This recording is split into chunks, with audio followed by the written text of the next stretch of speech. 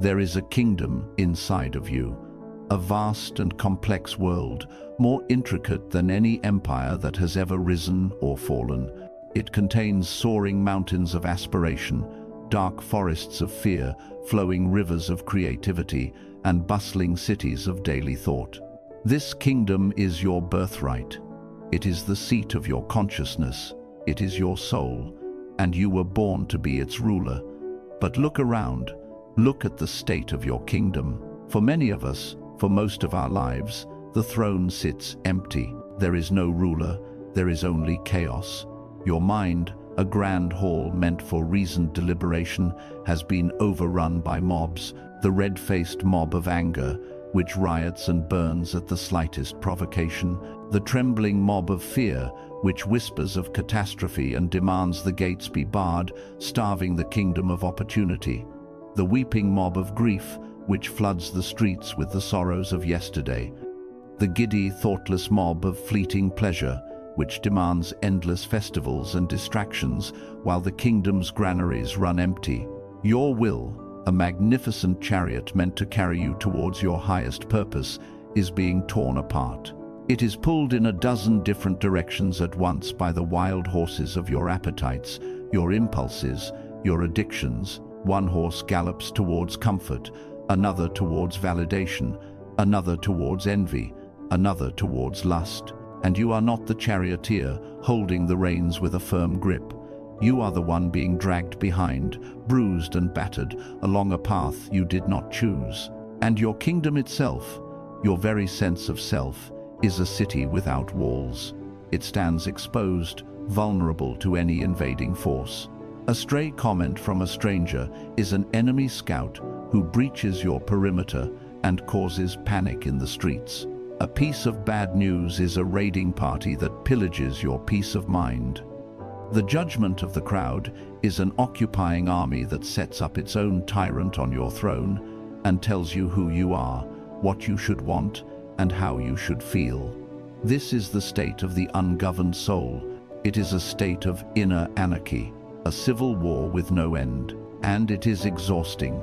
It is the source of the deep, quiet desperation that hums beneath the surface of modern life, the feeling that you are not in control, the feeling that you are a stranger in your own land. But it does not have to be this way. Over 2,000 years ago, a group of philosophers, the Stoics, provided the blueprint for a different kind of kingdom. They were not interested in ruling lands of dirt and stone. They were interested in the empire of the self. They created a manual, a training program, for any individual to rise from a state of inner chaos and become what they were meant to be, a philosopher king, a benevolent, wise, and unshakable ruler of their own inner world. They taught us how to build the inner citadel. This citadel is not just a defensive fortress to hide from the world. It is a capital city, a source of order, strength, and profound peace. It is a kingdom so well governed, so well defended, so prosperous in its inner resources, that the chaos of the outside world can no longer touch its core. It is the seat of your ultimate power. It is the source of your freedom. This journey over our time together is the blueprint for that construction. We will not merely talk about it, we will build it, bastion by bastion, wall by wall. We will learn to quell the mobs, to tame the wild horses, and to fortify the borders of our own mind. We will learn the art of inner governance. This is the most important work you will ever do. To build this citadel is to build a legacy of strength not just for yourself, but for everyone you love. And the construction begins with a commitment. The first act of a sovereign ruler is to declare their sovereignty, to draw the lines of their kingdom, and to claim their throne. So right now, if you are tired of the chaos, if you are ready to begin the great work of building your own inner citadel, then make your commitment known. Hit the like button as the act of drawing the first line on the map of your new kingdom. Comment, "My mind is my kingdom" below. Let this be your coronation oath, your declaration to the world and to yourself that a new ruler has taken the throne. And subscribe, for this is the Council of Architects and Builders. This is the training ground. Our work begins at the outermost wall, with the most important structure of all. For a kingdom that cannot see what is coming is a kingdom that is already lost. We must begin by building the watchtower. The first great bastion of your inner citadel, the structure upon which all other defenses depend, is the watchtower of perception. It stands on the highest point of your kingdom's outermost wall. Its purpose is singular and crucial: to see everything that approaches your kingdom long before it reaches the gates. It is the citadel's intelligence agency, its first line of defense, and its most important strategic asset. The world outside your citadel is constantly sending messengers to your gates. These are the events of your life. A car cuts you off in traffic. A messenger arrives. Your boss criticizes your work. A messenger arrives. You read a piece of disturbing news. A messenger arrives. You receive a compliment. A messenger arrives. The Stoics had a name for these raw, unfiltered reports from the world: phantasiae, or impressions. The untrained mind, the ruler of the ungoverned kingdom, has a fatal flaw. It believes every single messenger immediately and without question. The messenger of insult arrives at the gates, shouting, "You have been disrespected. The kingdom is under attack." The untrained ruler panics. Without a second thought, the gates fly open, and the mob of anger is unleashed to riot in the streets. The messenger of potential failure arrives, whispering, "The task ahead is too great. You will be humiliated." The ruler, terrified, orders the gates to be barred and bolted. The city starves, paralyzed by fear. The messenger of praise arrives, singing, "You are a genius. You are beloved." The ruler throws a citywide festival, forgetting his duties, addicted to the sweet song of the messenger. In this chaotic kingdom, the ruler is not a ruler at all. He is a puppet, his strings pulled by every passing piece of news, every random opinion, every stray event. The Stoic, the builder of the inner citadel, institutes a new protocol. They place a wise and vigilant watchman in the watchtower. This watchman is your trained reason, and the watchman has one simple, powerful rule: no messenger gets through the gate until they have been interrogated. The watchman's job is to master the art of the Stoic pause. When a messenger arrives, breathless and shouting their report, the watchman does not react. They calmly hold up a hand and says, "Stop, let us examine your report." They then employ the great tool of the watchtower, the clarifying light that separates truth from fiction: objective representation. The watchman's interrogation has 3 steps. Step 1. Isolate the objective fact. The watchman asks the messenger, "Strip away your opinions, your fears, your interpretations. Tell me only what happened, as a security camera would have recorded it." The bare, objective facts. The messenger of insult is forced to admit, the objective fact is that another person vibrated their vocal cords to produce a specific sequence of sounds. The messenger of failure is forced to admit, the objective fact is that the project did not meet its projected outcome. The messenger of praise must report, the objective fact is that someone expressed a positive opinion. Step 2. Identify the added judgment. The watchman then turns to the second part of the report, the story, the interpretation. This is the poison. He meant to humiliate you. This proves you are incompetent. This means you are worthy. The watchman separates this subjective story from the objective fact, like separating wheat from chaff. Step 3. Question the judgment. This is the most crucial step. The watchman puts the story on trial. They ask, is this story the only possible interpretation? Is it absolutely 100% true? And most importantly, is assenting to this story, believing it helpful to the kingdom? Does it make the citadel stronger, or does it invite chaos? Let us see this watchman in action. Imagine Marcus Aurelius, the emperor. He receives a report, a messenger from the front lines of gossip, that his wife, the Empress Faustina, has been unfaithful. Imagine the storm this messenger could unleash: the personal insult, the public humiliation, the rage, the jealousy. A lesser man, an untrained ruler, would have opened the gates to that storm, and it would have destroyed him and perhaps his empire. But Marcus was a Stoic. We can see in his meditations the work of his inner watchman. He would have stopped the messenger at the gate. Step 1. The fact. A report has reached me containing allegations about my wife's conduct. Step 2. The judgment. The story the messenger is screaming: "You have been betrayed.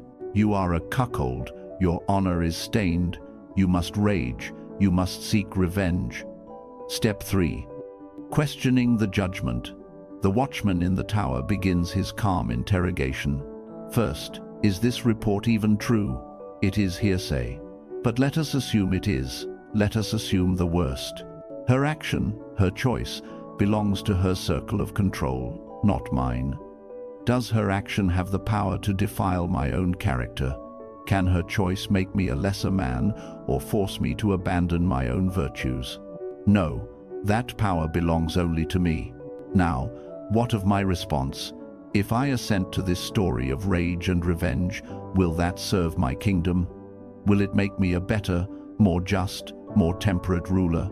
Or will it enslave me to a passion, cloud my reason, and cause me to act in a way that I will later regret? Assenting to this story is not helpful. It is poison. And so, he dismisses the messenger. He may have to take practical action based on the facts, but he refuses to allow the messenger's story of emotional chaos to enter his citadel. His peace remains intact. Let us bring this into your kingdom today. You are in a team meeting. You have worked on a project for weeks. You are proud of it. A colleague, perhaps one you find competitive, points out a significant flaw you missed right in front of your boss. The messenger of shame and anger arrives at your gates, screaming. The untrained ruler immediately opens the gates. A hot flush of shame floods your body. Your heart pounds. The mob of anger begins to riot in your mind. They did that on purpose to humiliate me, to make me look foolish in front of the boss. How dare they? The rest of the meeting is a blur. You are defensive. You can't think clearly. For the rest of the day, your work suffers. You replay the scene over and over. You plot your revenge. Your inner kingdom is in chaos, all because an uninterrogated messenger was allowed to run wild. Now, let's replay that scene, but with your watchman on duty. The colleague points out the flaw. The messenger arrives. Step 1, the pause. The watchman holds up his hand. You take one silent, deep breath. You do not react. Step 2, the interrogation. The watchman asks, "What is the objective fact?" The messenger responds, "My colleague Bob stated that the calculation in section X of the report is inaccurate and will lead to an incorrect projection." The watchman asks, "What is the story, the judgment you are trying to attach to this fact?" The messenger screams, "The story is that Bob is a snake who did this to make you look incompetent and to make himself look good. The story is that you are an idiot for missing it, and now your career is in jeopardy." The watchman asks, "Is this story the only possible truth? Is it helpful?" He begins the analysis. Is it possible that Bob is simply detail-oriented and wants the project to be successful for the good of the team? Yes, that is possible. Is it possible he is actually helping the kingdom by catching this critical error now, rather than after we've sent it to the client? Yes, that is not only possible, it is highly likely. Is my feeling of incompetence a fact, or is it just a story told by my ego, which has been momentarily wounded? It is a story. Believing this story of malice and humiliation makes me weak, defensive, and foolish. It is not helpful. Step 3. The new verdict. The watchman dismisses the panicked messenger and sends a new, rational one to the throne room. The new message is, a helpful, if uncomfortable, piece of data has been received. An error has been identified. This does not define your worth. It is an opportunity to improve the project. And so, your response, guided by reason, is completely different. You look at your colleague and say, with genuine sincerity, "Thank you, Bob. That's a sharp catch. I appreciate you pointing it out. I'll get that corrected immediately." In that moment, you have not just saved your afternoon from being ruined. You have won a great victory. You have defended the gates. You have demonstrated the power of a well-governed kingdom. You have shown strength, humility, and reason. You have proven who is in command. This is the work of the Watchtower. It is a constant, vigilant, moment-to-moment practice. It is the foundation of all inner peace and all true strength. For a kingdom that cannot control its own borders is not a kingdom at all. It is just a territory waiting to be conquered. Your first duty as ruler is to man the Watchtower, to challenge every messenger, and to never ever let a traitorous judgment pass through your gates without a fight. You have manned the Watchtower. You have learned to guard the gates of your mind, to interrogate the messengers of the world, and to separate the hard, cold fact from the seductive, poisonous story. You have established the first line of defense. But a citadel that only defends is a citadel under siege. To be truly sovereign, a kingdom must not only have strong walls, but a clear and noble purpose. It must know what it is fighting for, and so we descend from the high walls of perception into the heart of the kingdom, into the place where its purpose is forged, the armory of desire. Look around you. This is the source of all your motivation, all your ambition, all your striving. Every action you take begins here as a desire for something. But in the ungoverned kingdom, this armory is in chaos. It is a hoarder's den, filled to the ceiling with 1,000 glittering, useless, and dangerous weapons.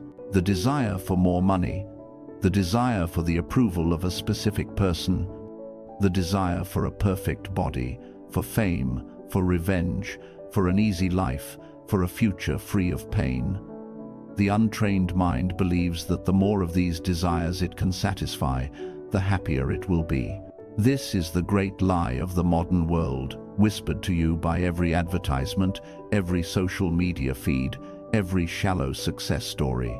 The lie is, happiness is over there. It is in the next purchase, the next promotion, the next relationship, the next 1,000 followers. And so you spend your life in a frantic, exhausting chase. This is the sickness of untamed desire. The Stoics saw it as a fever of the soul, a thirst that no amount of salt water can ever quench. The more you drink from the ocean of external validation, the thirstier you become. You get the promotion, and for a fleeting moment, you feel whole. But a week later, the feeling is gone, and now you desire the next promotion. You get the praise you craved, and for a day, you are content. But then you need it again tomorrow, and the anxiety of losing that approval becomes your new master. This is the life of a hungry ghost, with a swollen belly and a pinhole throat, always consuming, never satisfied. This is the life of the hamster on the wheel, running faster and faster, but remaining in the exact same place of inner lack.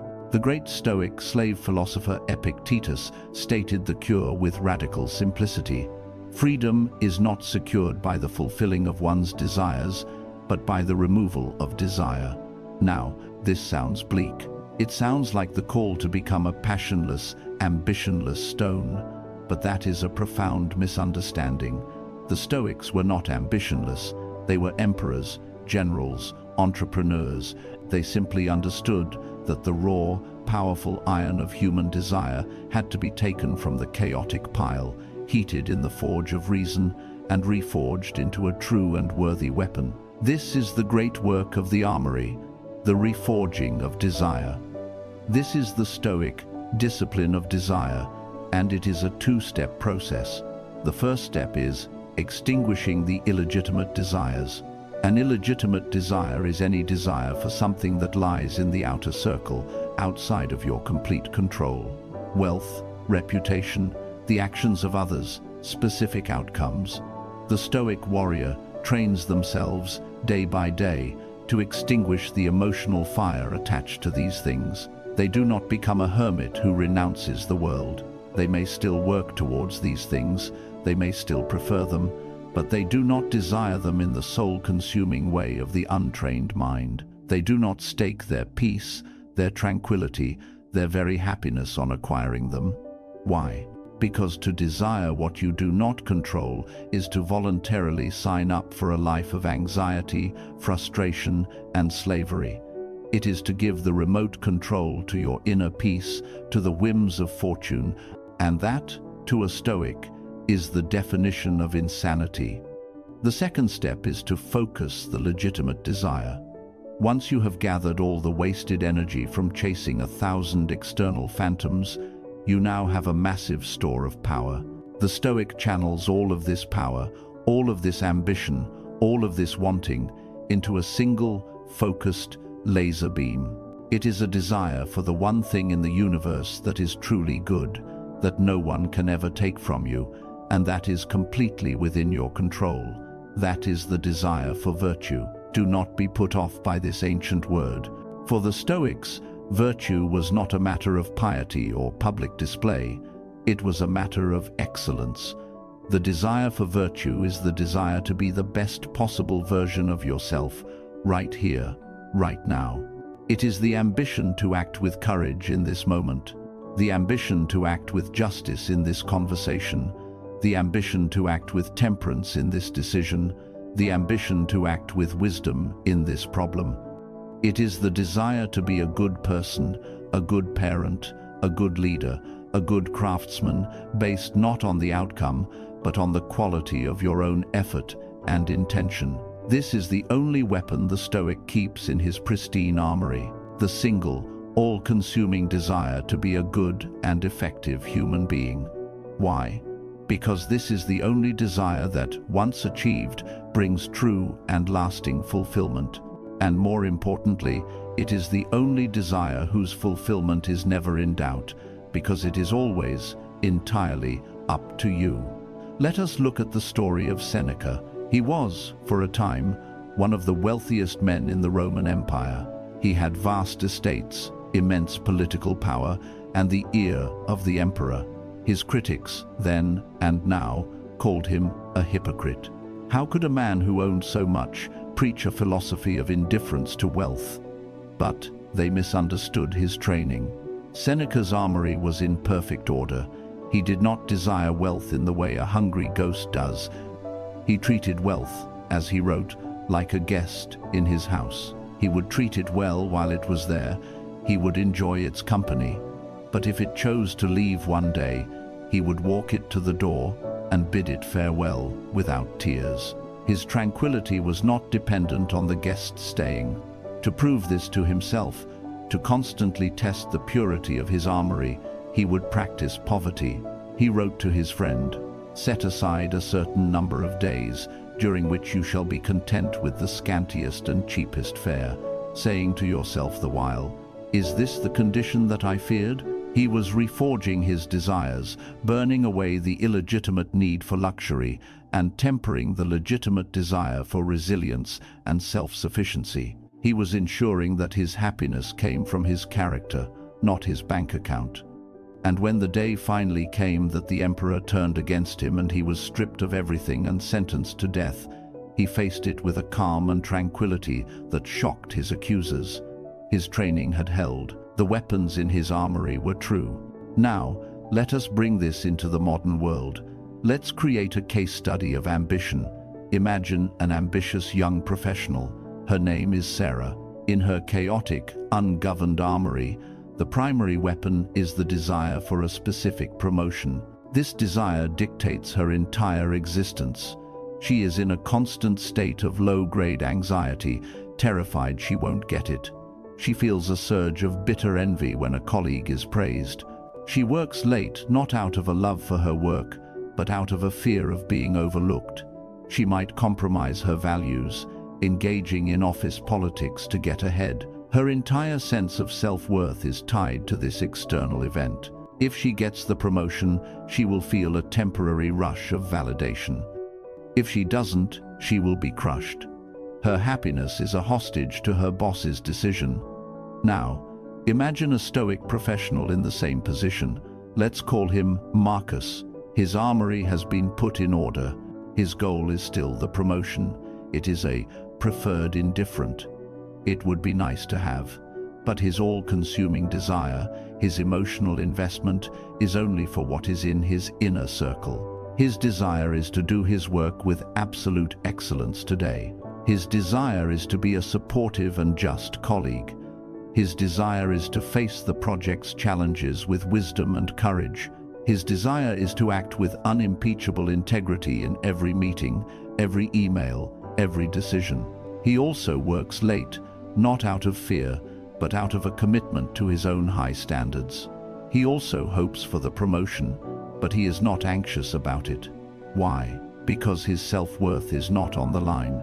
He finds his fulfillment and his validation not in the future outcome, but in the present quality of his own actions. If he gets the promotion, he accepts it with gratitude, seeing it as a natural result of his excellent work. If he does not get the promotion, he feels a moment of natural disappointment. He is human, after all, but he is not crushed.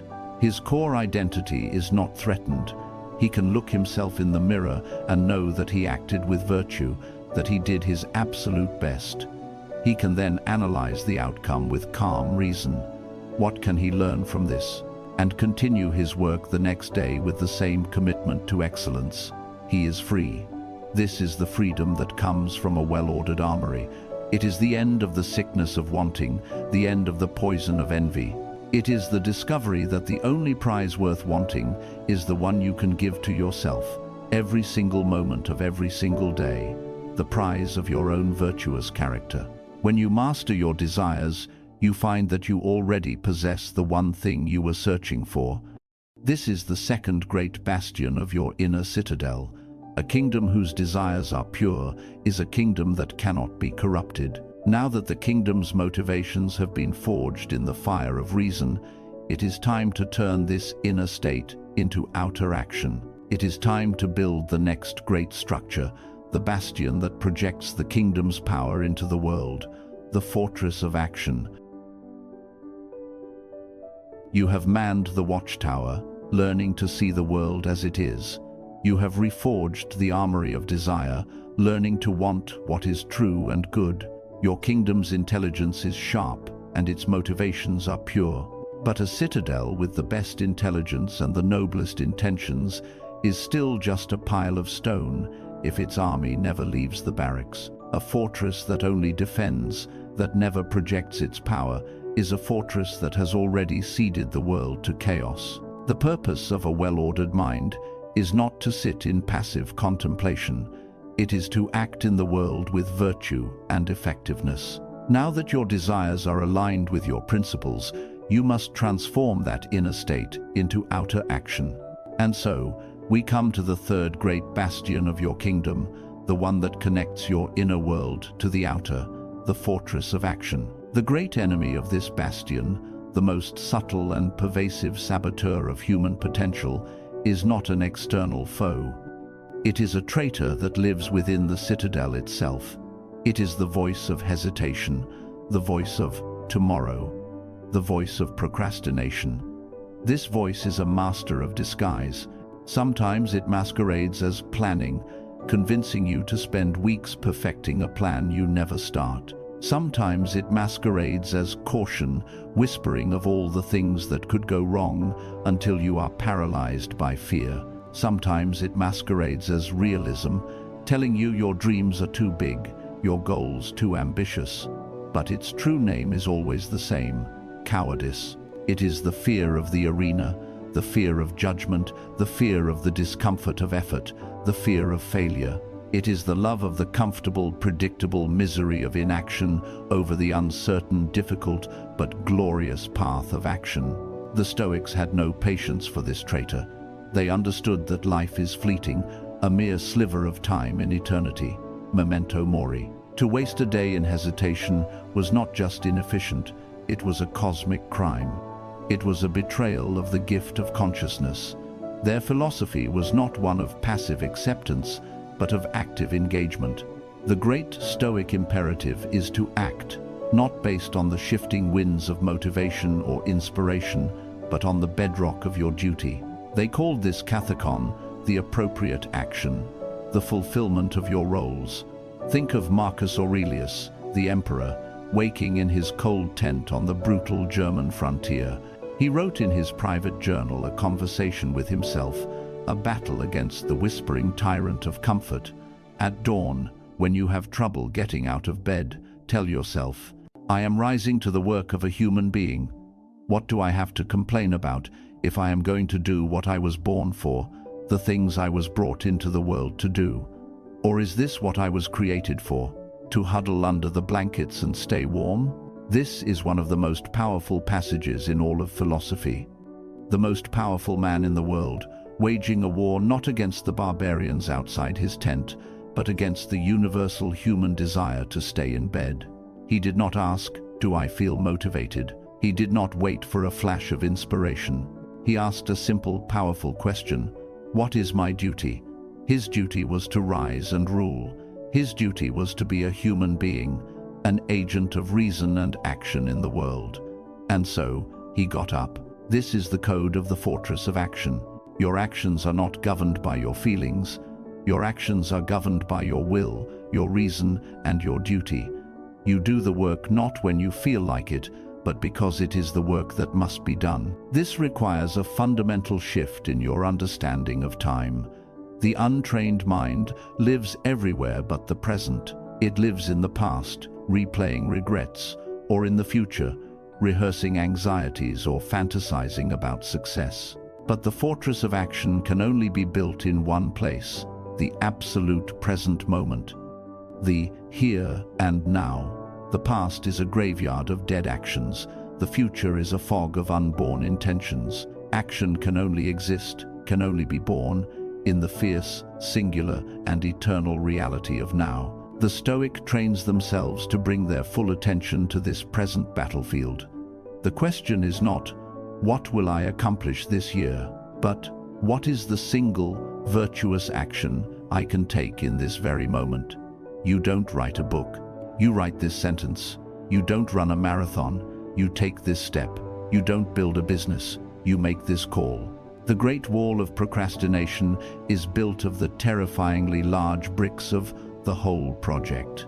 The fortress of action is built of the small, manageable, and immediately available stones of the next right action. Practical training.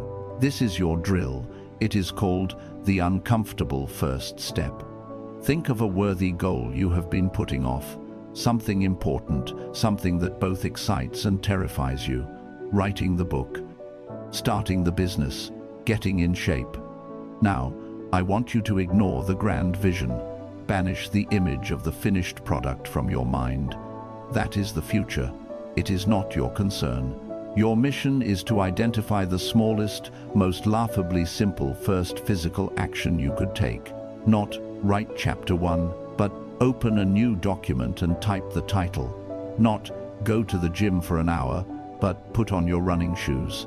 Not build a business plan, but write down 3 questions your business would answer. Now, here is the command. You must take that single, uncomfortable first step within the next 5 minutes, not later today, not tomorrow. Now, feel the resistance. Feel the voice of the tyrant whispering, it's not the right time. You're not ready. Just do it later. Recognize that voice as the enemy, and then, with a calm, deliberate act of will, disobey it. Take the step. The goal is not to finish. The goal is not even to do it well. The goal is simply to begin. To cast the vote for action, to prove to yourself who is in command. That is the only way this fortress is built. Stone by uncomfortable stone. A citadel is defined by its actions, not its intentions. An active fortress is alive, powerful, and respected. A passive one, no matter how noble its design, is just a ruin waiting to happen. Your duty as ruler is to ensure your kingdom is one of action. You have manned the watchtower, mastering your perception. You have reforged the armory, purifying your desires. You have garrisoned the fortress of action, committing to a life of duty. Your kingdom is well-ordered and projects its power with virtue. But now, the greatest test comes. Despite your best actions, despite your purest intentions, the external world remains what it is, an uncontrollable force. The storm will gather, and it will unleash its full fury upon you. Not because you did something wrong, not because you deserve it, but simply because that is the nature of the ocean. The cannonballs of fortune will be fired. A loved one will die. A disease will strike. A betrayal will shatter your trust. A business you poured your life into will fail. These are the moments that break people. These are the impacts that shatter ordinary fortresses to dust. This is the ultimate test of your inner citadel, and for this, you need your strongest defense. The bastion designed to withstand the heaviest, most devastating blows. This is the bulwark of ascent. We must return to the watchtower for a moment. We learn to interrogate the messengers. But what happens when the messenger's report is undeniably true and objectively terrible? Your child is sick. The business is bankrupt. He is gone. There is the initial, natural, unavoidable reaction. The shock, the pain, the grief. The Stoics were not robots. They called these first movements. They are the tremor that shakes the ground when the cannonball hits. They are part of being human. But what happens after that first tremor is what defines the Stoic. The untrained mind, the ungoverned kingdom, allows the suffering to begin, and the suffering comes from one place, the act of ascent. It is the moment your inner ruler, your reason, looks at the catastrophe and agrees with the story of despair. It is the moment you assent to the judgment. This is terrible. My life is ruined. I cannot bear this. This should not have happened. The moment you give your assent to that judgment, the bulwark is breached. The enemy is inside. Suffering, which is a choice, begins, and it is a flood that can drown your entire kingdom. The bulwark of assent is the practice of the most difficult and powerful of all the Stoic disciplines, the discipline of assent. It is the ability to face the most terrible of facts and withhold your assent from the story of suffering. It is to see the catastrophe, to feel the pain, and yet to refuse to agree that your inner self, your core being, has been defeated. This is not denial. Denial is pretending the cannonball didn't hit. That is the act of a fool. This is resilience. It is looking at the smoking crater in your wall and saying, "The wall is damaged, but the citadel still stands. My spirit is untouched." Now, what is the next right action? This discipline is fueled by the most advanced and difficult of all Stoic concepts, amor fati, the love of fate. It is not just the acceptance of what happens, it is the embrace of it. It is the belief, held with the conviction of a religious faith, that whatever happens, no matter how terrible it appears, is a necessary and even beneficial part of your journey, a part of the great, rational design of the Logos. It is to look at the worst event of your life and to find a way to not just endure it, but to love it. To see it not as something that happened to you, but something that happened for you. This sounds insane. How can one love a tragedy? You love it because it is the fire that forges you. You love the betrayal because it taught you the true meaning of loyalty and self-reliance. You love the failure because it taught you a lesson you could not have learned any other way. You love the loss because it carved a space in your heart for a deeper compassion and a more profound appreciation for what remains. You do not love the pain, you love what the pain makes of you. Let's use a modern case study. A woman, an entrepreneur, has poured 10 years of her life into building her company. It is her identity, her passion. Due to a market crash, an external storm, she cannot control, the company fails. She loses everything. The untrained response is predictable. She assents to the judgment. My life's work is gone. I am a failure. Everything I did was for nothing. She is consumed by grief, by bitterness, by despair. Her inner citadel is overrun. The Stoic entrepreneur faces the same devastating event. The cannonball hits. She feels the gut-wrenching pain of the loss. It is real, but her watchman is on the bulwark. She pauses. She takes a breath. She begins the work. The fact: the company has declared bankruptcy. The assets will be liquidated. The initial judgment: I am a failure. My life is over. The interrogation: she withholds assent from that judgment. She challenges it. Is it true that I am a failure? Or is it that the company, an external entity, failed? I poured 10 years of excellent effort into it. I acted with integrity. I can be proud of my actions, even if the outcome was unfortunate. Is it true that my life is over? Or is it that this chapter of my life is over? Seneca wrote, "Every new beginning comes from some other beginning's end." What if this is not an end, but a beginning? What has this failure taught me? It has taught me about risk management. It has taught me about humility. It has shown me who my true friends are. These lessons are priceless. She then makes the final, powerful move. She practices amor fati. She looks at the smoking ruins of her company and says, "This had to happen. This was a necessary part of my path. This failure contains the seeds of my future, greater success. I will not just endure this, I will use it. I am grateful for this hard, painful, and necessary lesson." This is the bulwark of ascent.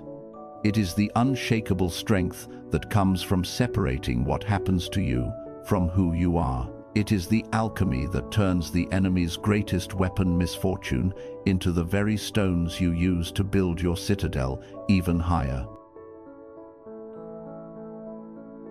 The journey inward is now almost complete. We have fortified the walls of our kingdom. The watchtower of perception stands vigilant at the border. The armory of desire is clean and purposeful.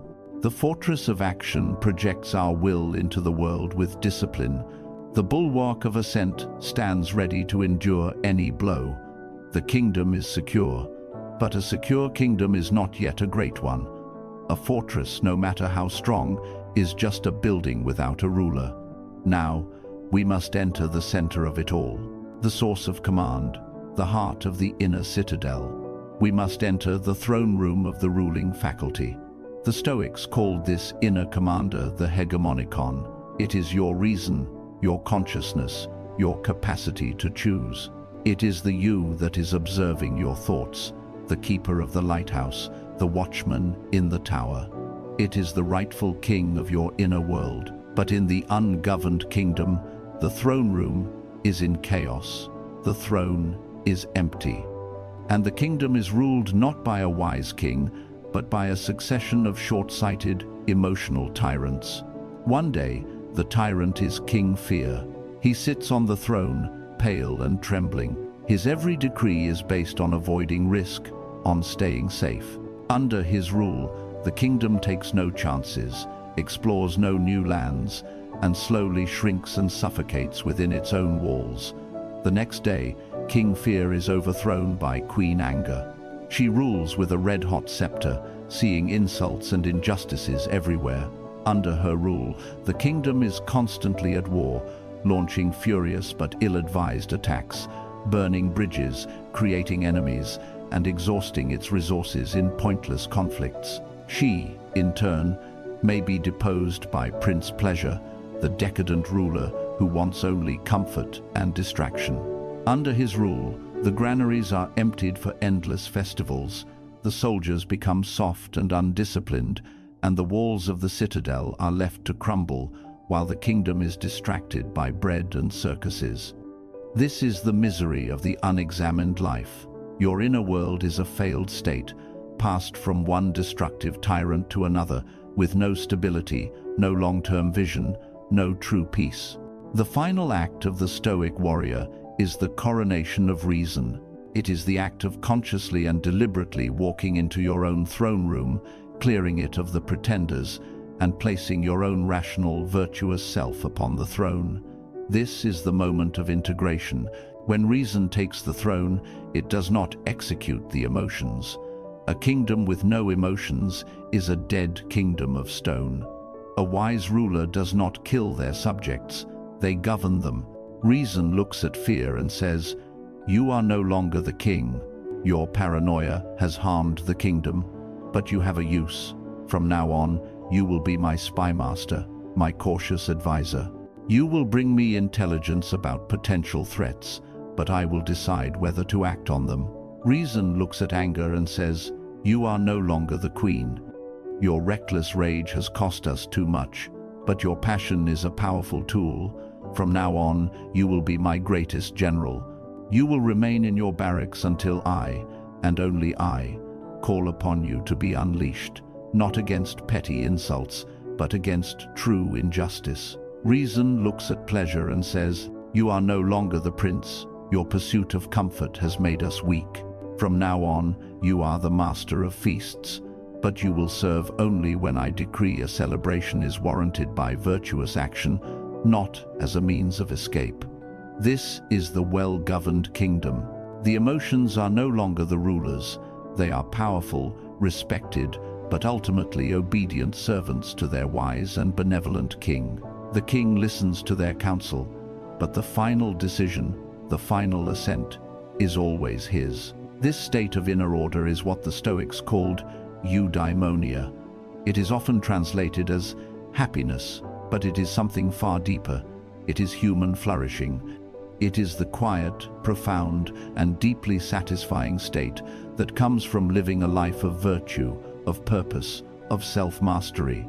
It is not the giddy high of a festival. It is the deep, resonant peace of a kingdom that is well ruled. Marcus Aurelius was the ultimate embodiment of this. He was an emperor on the world's throne, but his true, daily work was to be the emperor on the throne of his own mind. His meditations are a record of this inner governance. We see him counseling himself, commanding his thoughts, directing his own actions, ruling his inner kingdom with a firm but just hand. "The happiness of your life," he wrote, "depends upon the quality of your thoughts." He knew that the outer empire was temporary, but the inner citadel, if well ruled, was eternal. The king's duty is never done. He must wake every morning and reaffirm his rule, reminding himself of his principles before the day's chaos begins. He must review his reign every evening, holding himself accountable in his journal. This is the lifelong practice of the Stoic. Not to achieve a final, static perfection, but to engage in the noble, ongoing process of ruling yourself well. The throne room is the source of all the citadel's strength. From this calm, quiet, powerful center, the entire kingdom is managed with wisdom and purpose. This is the final bastion. And so, the great work is complete. The blueprint is laid bare. We began this journey as a passenger on a rudderless ship, a terrified soul locked in the dark, tossed about by a merciless and chaotic sea. We lived in an ungoverned kingdom, a city without walls, ruled by the mobs of our own emotions. But we have undertaken the great work. We have built the watchtower of perception, learning to guard the gates of our mind. We have reforged the armory of desire, purifying our ambitions. We have manned the fortress of action, committing to a life of discipline and duty. We have reinforced the bulwark of assent, learning to endure the hardest blows of fate without breaking. And finally, we have entered the throne room, deposing the tyrants of passion and crowning reason as the rightful ruler of our soul. We have built the inner citadel. The journey's end is the true beginning. The goal was not to build a fortress in which to hide. The goal was to build a base of operations from which to engage with the world, but this time from a position of unshakable strength. The ultimate state of the Stoic warrior is not to be a king locked in his castle. It is to be the master of the winds. It is to be the master of your own internal weather.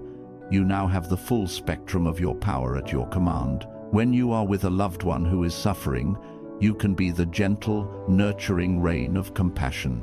When you are enjoying a simple moment of beauty, you can command the bright, clear sunshine of gratitude. When faced with injustice or a great obstacle, you can summon the focused, powerful hurricane of your will. The key is choice. You are no longer at the mercy of the weather. You choose the weather. This is the peace that comes from power. It is not the fragile peace of the ignorant who have never been tested. It is not the hollow peace of the weak who have simply surrendered. It is the peace of the veteran warrior. The deep, unshakable tranquility that comes only to those who have faced the worst storms, both internal and external, and know, with an absolute, bone-deep certainty, that their citadel will stand. It is a peace that has been earned. The war is never truly over. The whispering tyrant of your lesser self will always be there, probing for a weakness at the gates. The storms of life will always brew on the horizon, but you no longer fear this. You see it as the nature of the sea, and you are a sailor. The goal isn't a life without storms, but to become such a masterful sailor that you come to love the sea itself in all its forms. So when fate, or fortune, or the voices of your own doubt whisper to you, you cannot withstand the storm, you will not need to shout, you will not need to argue. You will simply retreat to the quiet of your throne room, look them in the eye with the calm confidence of a king, and you will answer, I am the storm. If this journey has resonated with you, then begin your own construction. Share this blueprint with those who are also ready to build.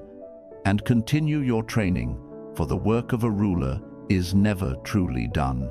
Your kingdom is waiting for its king.